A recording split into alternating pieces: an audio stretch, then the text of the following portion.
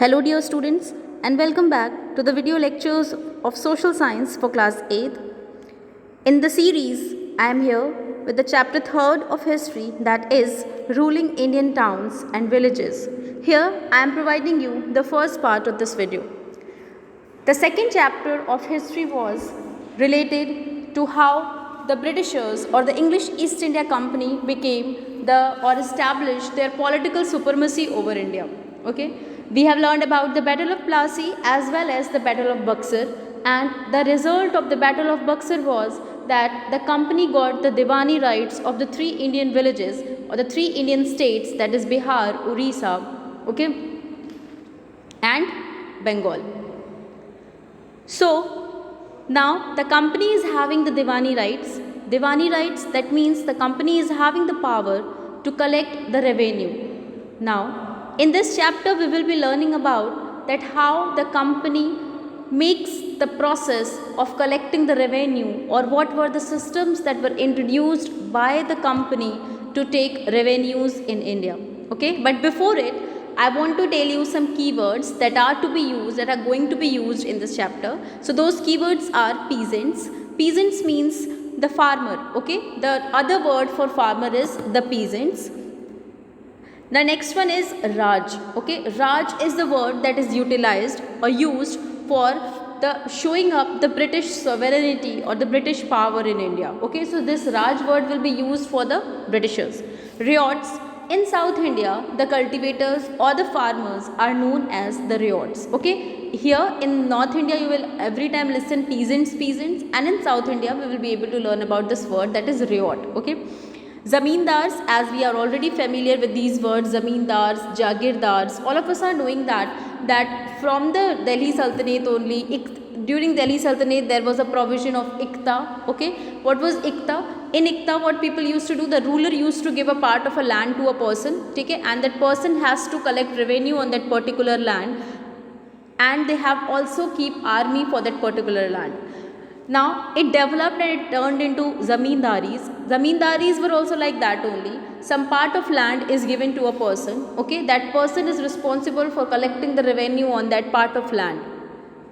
So zamindars were generally the local chieftains appointed by the Mughal rulers, and lots of zamindars were appointed by the Mughal rulers in the medieval term. The zamindars were very powerful since they were the owner or they were the head of the large part of areas or land. They exercised great influence and power. They were very powerful. They were given the right to collect the taxes from the peasants and gave it to the Mughal emperor. So these are some keywords that are being used in the chapter. So it is important for you to know about them. Now before starting the chapter, let's have a quick view on the content. First, we will learn about the introduction. The next one is the company becomes the Diwan. That means how the company becomes Diwan. Revenue for the company. What are the sources of the revenue that comes to the company? Need to improve the agriculture. Why a company realized that they have to improve the agriculture in India. We will learn about the very famous revenue collection system which was introduced by the Britishers in India, that was the permanent settlement. We will learn about what is permanent settlement, as well as we will also see that what were the problems of the permanent settlement. Now let us start the chapter and talks about the introduction. So as we have learned that after the Battle of Buxar took place in 1764, after that one treaty took place, that was the Treaty of Allahabad, okay, between Shah Alam, the Mughal emperor, and Robert Clive. According to that treaty, Shah Alam gave Bihar, Bengal and Orissa to Robert Clive or to the English East India Company, and EIC got the Diwani rights of these three places.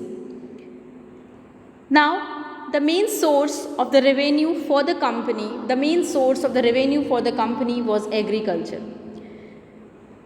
But in this chapter we are going to learn about that what are the problems that company faced regarding the revenue collection, as well as we will learn about that what were the solutions that were given by the company officers, okay, in the field of revenue collections.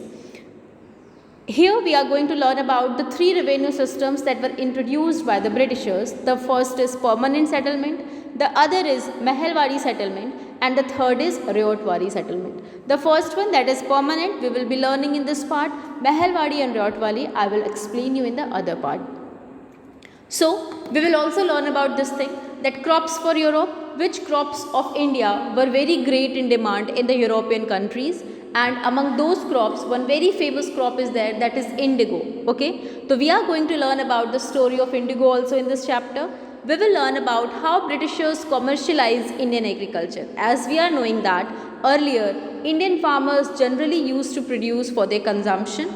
They were normally following the intensive subsistence farming, but Britishers will introduce the commercialization of agriculture. That means not this thing that earlier Indians were not producing the crops that were very great in demand in the European markets. Earlier also we were producing, but here what they are going to do, they will introduce commercialization at a very high extent. That means their motto for growing the crop is generally to get more and more money. So after this we will be learning about that for commercializing the agriculture, Britishers took very severe steps. They exploited the farmers of India. Okay, they take advantages of them. Okay, and due to that only the very famous Blue Rebellion took place in 1859. So we will be learning about, it is also known as the Indigo Revolt. So in this chapter we will be learning about what were the things, what were the systems, revenue collection systems introduced by the Britishers. We will learn about this thing, that how Britishers commercialized the Indian agriculture. Okay, what we will learn about some famous crops in India. Now let us start the chapter. First of all, the company becomes the Diwan. How the company becomes the Nawab or the Diwan, that I have already explained you. Diwani, what is Diwani? Diwani is the right to collect taxes. Okay, and generally at that time the most important way of collecting tax was land revenue. That means most of the money that was coming in the form of tax was through land revenue, was through agriculture. So, on 12th August 1765, the Mughal Emperor Shah Alam II appointed East India Company as Diwan of Bengal. So, if the question come like this, that when the company became the Diwan of these three villages, so your answer will be after the Treaty of Allahabad, that is on 12th August 1765. Now, what is the meaning of Diwani, right? Now, company is having responsibility of administering the land as well as organize its revenue sources. This had to be done in a way that could yield enough revenue to meet the growing expenses of company. Since company was establishing itself as a territorial power, in the previous chapter we have learned about that company was engaged in a lots of severe battles with the French also, French East India Company. We have learned about Carnatic wars. After that we learned about Anglo-Mysore, Anglo-Maratha wars. With the Afghans also company fight back. With the Sindh also company fight back. That means for fighting or for conquest, company needs lots of money, and for establishing itself in India, for that also company require money. So for that, from where? So the main motto of company was that to gain more and more revenue from the Indian land. Okay, so for that they have to think about this thing, that how to increase the revenue, how they can increase the revenue, which system they can introduce so that they can get a regular supply of revenue. Okay, so let us see. But the thing is there, suppose that I have to collect a revenue of a village. I am responsible officer for collecting the revenue of a village. So I am also responsible for administering the land, that which type of land can produce more, which type of land can give me good amount of revenue. And as well as I will also think about this thing, that what steps should I take so that I can increase the production and ultimately the revenue will also increase. But English East India Company was just a trading company in India, and we are knowing that the trading company knows only the business of buying and selling, profit and loss. Okay, buying and selling, they have to only buy and sell. Why they are growing crops in India? Because they wanted to use those crops as a raw material, and they wanted to send to their country, to Britain, so that the manufactured goods can be produced there, and those manufactured goods can turn back to India to sell in the Indian market. So company wanted to produce lots of income, lots of revenue. Okay, so that is why their motto is only to earn profit in India. They did not think about this thing, that they have to also look upon the fields, look upon the conditions of the farmer, then only they will be able to generate a good amount of revenue. Slowly, lots of famines took place. The famine of 1770 also took place, and later on the condition, since the Britishers were only collecting the revenue after getting the Diwani rights.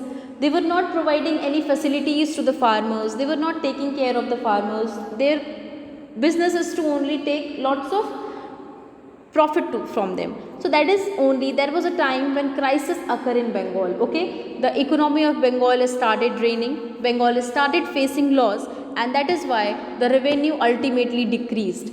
When the Britishers got the Diwani right, at that time they were getting a good amount of revenue.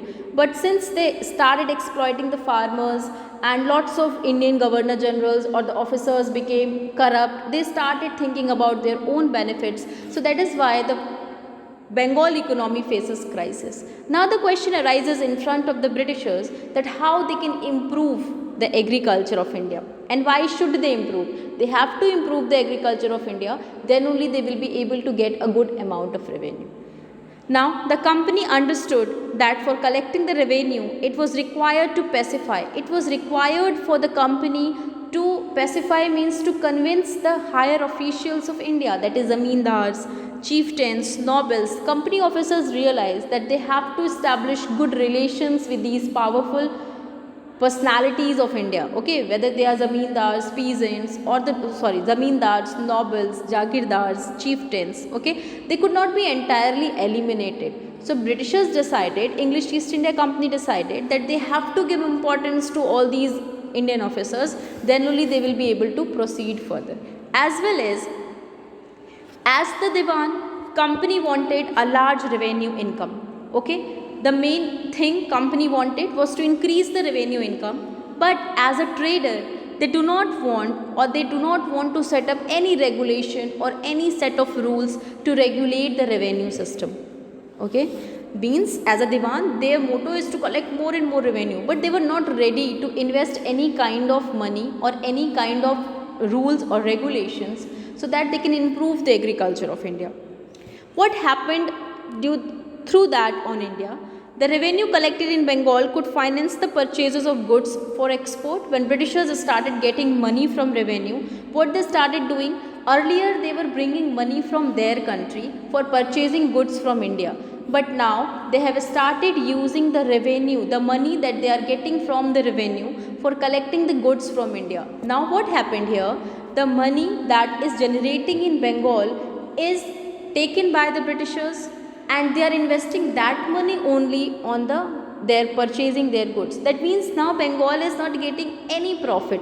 They are only, the wealth is only draining. They are only giving the money anyhow. So that results in Bengal crisis, okay, on the economy, and led to the Bengal famine in 1770. People started facing problems, lots of poverty was there, okay, people were not getting food, people started dying, the condition of the farmers became worse. That was the condition of Bengal famine in 1770. The peasants and the artisans also suffered. That means up to almost 1/3 of the population perished, and agriculture was abundant in many places. Since farmers were not having that much money to grow the crops, farmers started leaving the agriculture. Artisans started leaving their jobs. Okay, now the Britishers realized that they have to improve the agriculture. Then only they will be getting the revenue or good amount of revenue in India. Now they started thinking about it, that their economy depends upon the source of revenue, and that source of revenue is land and agriculture. Okay, and now there is a need, if they want a good amount of revenue from India, they have to improve the agriculture of India.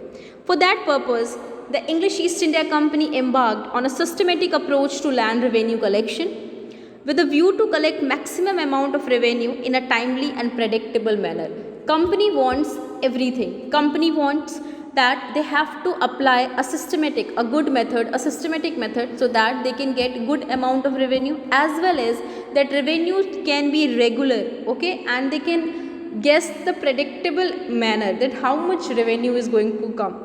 The company official began to feel that investment in land had to encourage and agriculture had to be improved, then only their revenue will be improved. So later on, the company officials thought how to improve agriculture, and for that only the very famous person Lord Cornwallis or Sir Charles Cornwallis introduced permanent settlement in India in 1793. This permanent settlement that was introduced by Lord Cornwallis or Lord Charles Cornwallis in India was related to the revenue collection. This system was adopted on 19% land of India. That land has the major parts of Bengal, Bihar and Orissa and some parts of Karnataka as well. So remember this thing, that the permanent settlement was introduced on only 19% land of India. Majorly the land include the part of Bengal, Bihar and Orissa as well as Karnataka, little bit part of Karnataka. Now here we are going to learn about what was permanent settlement, why it was introduced and how it works. So let us learn about the permanent settlement. What was permanent settlement? Permanent settlement means it is a type of agreement between the zamindars, farmers and the British officers.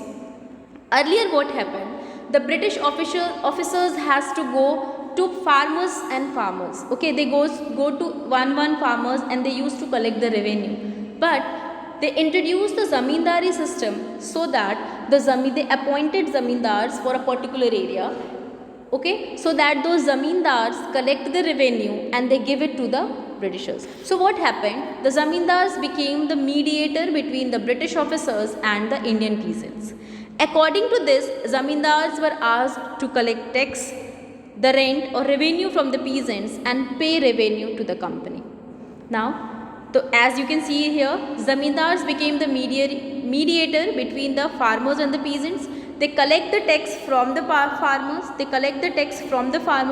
and it give it back to the Britishers. Okay, so they are having the responsibility of collecting the revenue. So remember this thing, in the permanent settlement, the zamindars were appointed for collecting the revenue from the peasants and the farmers, and they give it to the Britishers. Now, since the name is permanent settlement, the revenue will be fixed permanently. Here, they fix the revenue permanently, whether the production is very good. In that case also, farmers will be getting that much revenue also. If the production is very less, then also the farmers has to give that much tax. Okay, no reduction in tax, no revision was there in the tax.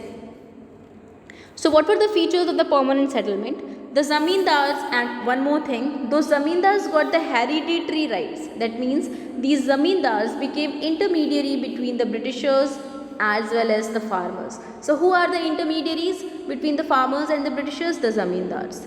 They were responsible. What were the responsibilities of the zamindars? The zamindars were responsible for collecting the revenue. Okay, so zamindars were responsible for collecting the revenue. The landowners or the zamindars got the hereditary rights over the land. Remember this word, the zamindars were also having the hereditary rights over the land, as well as the farmers, those who were owning those lands. Okay, the land belongs to the farmers. Those farmers became the tenant on their own land because they have to pay taxes for growing crops on their land. The amount of revenue, this is very important thing, then only this system is known as permanent settlement. The amount of revenue was fixed permanently. The amount of revenue was fixed permanently. In any case, they have to pay, the farmers have to pay that much revenue only. In case of non-repayment, if the farmer was not able to pay the revenue, okay, their land was mortgaged, their land was taken by the Britishers or the zamindars. Now, not only these things applicable on the farmers, these things also applicable on zamindars as well. If the zamindars, the thing is this, like we get salaries, okay, there is a provision of salaries that after completing 1 month of work, we will get salary on a particular date and a particular amount of salary we will be getting. So what happened? Zamindars were given the right to collect the tax, okay. Now the tax was already decided and that much tax they have to give after a period of time, after a regular interval. So what happened? Zamindars have to give that much of taxes. If zamindars are not able to pay the decided amount of revenue, then the land will taken by the Britishers. Okay, so zamindars also have some loss in this. But there was another side also of this system, that the revenue was fixed permanently. If in case the farmers were able to produce good production, good amount of crops. So in that situation also, zamindars took benefit of it, and they take more taxes from the farmers and give only the decided one to the Britishers, and rest of the part was kept by them. Have you understood? Suppose that if the farmer is getting, if suppose that a farmer can produce only 80, okay, only 80 kg on his field. I am just giving you the example. If he is only able to produce 80 kg on his field now, and the revenue has been decided that they have to give 60 kg to the Britishers, okay. Now the zamindars used to give it to the 60 kg. Now since it is in the form of cash, I am just giving you the example, okay. If it is 60 kg, or we can take, if it is 60 rupees, we can take it as 60 rupees, okay. If it is 60 rupees, the zamindars has to give 60 rupees to the Britishers.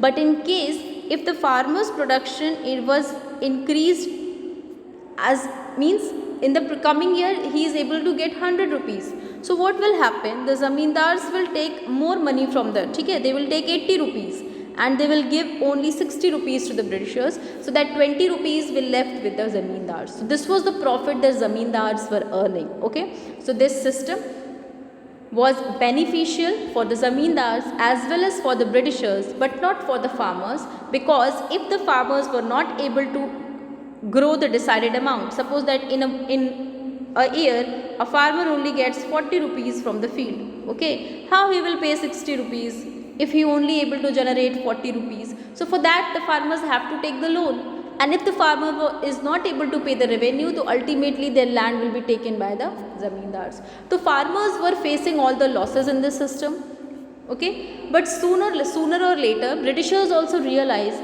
that since they have fixed the revenue permanently, in case of any profit, zamindars are not giving them the increased amount.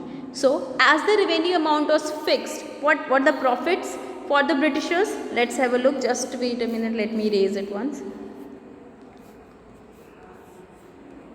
Now what happened? For the Britishers, what were the profits for the Britishers? First we will discuss about the profits. As the revenue amount was fixed, it ensures regular and steady income for the Britishers. Since revenue amount was fixed, now Britishers started getting regular income, okay. Suppose that salary is fixed, not every month you will get 10,000 or 12,000 or 20,000, okay. But if the, like that only, if the revenue is fixed, okay, if the revenue is fixed, so farmers will get, Britishers will get same amount of revenue every year. So it generates regular income to the Britishers.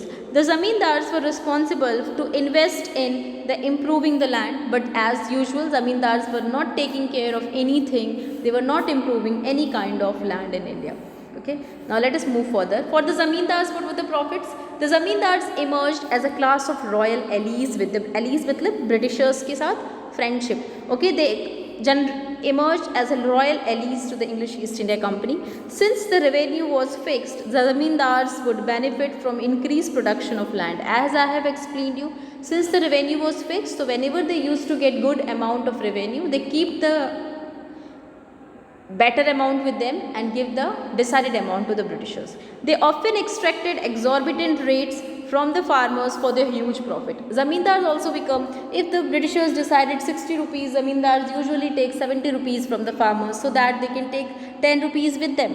So this was the situation at that time. Now let's have a look. What was the situation of the farmers? As I have explained you, farmers were the most exploited section at that time. The farmers lost the right to use the pastures, forest land, irrigation canal and fishing ponds. Okay? They were all controlled by the Britishers. They were forced to pay the revenue even if the crop failed. In case of crop failure also, since the revenue was fixed permanently, farmers have to give the tax. They were forced to borrow money, and since they were forced to pay the revenue, for that they have to borrow money from the money lenders, and those money lenders also very cruel. They used to take very high interest rates on those money. In case of non-repayment, now the another thing is that if the farmers were not able to pay the revenue or pay the loan, the land was mortgaged, okay. Now the peasants had to look for alternate employment. Slowly due to the permanent settlement, the peasant had to look upon if their land was taken by the Britishers. So the peasants became landless and they have to go through the different types or other jobs so that they can earn their livelihood, and that was a strong reason that the farmers moved towards the city areas and urbanization took place. Okay, that we will be learning in next chapter. Now let us see the next one.